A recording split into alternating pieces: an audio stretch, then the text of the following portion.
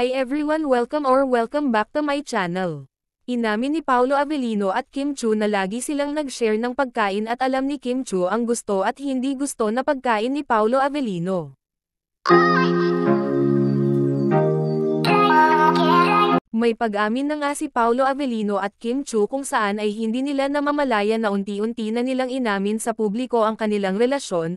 Alam na alam kasi ng dalawa ang hindi at kung ano ang gusto ng bawat isa, at talagang napaamin itong si Kimi na dinadamihan niya ang pagdala niya ng kanyang pagkain dahil may share din kasi si Paolo Avellino sa pagkain ni Kimi. Si Kimi pa nga daw mismo ang nagluluto sa pagkain ni Paolo. Ang sweet talaga ni Kimi kay Pao. Talaga namang ang swerte ng lalaki na mamahalin nitong si Kim dahil sa pagiging family-oriented nito at napakatunay na magmahal at sobrang bait pa nito.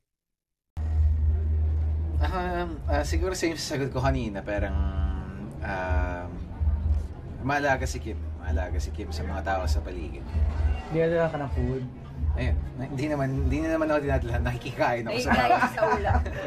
Anong mga ulam ang dala mo, Kim? Kung ano mga ulam. Pero marami akong hindi kinakain. So hindi siya kumakain ng meat, so medyo in-adjust ko yung baon ko. Oh! Para makikishare na lang siya sa akin.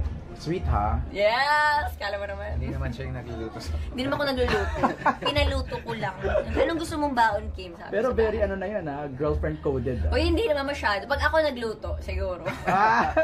Yung 5 AM call time, alas 3 pa lang nagigisa ka na. Nagigisa na ako ng... Was there ever time that you requested for something kay Kim na... Uy, wag naman. Ano naman? Baka pag nakatikim ka ng luto ko, baka, alam mo na.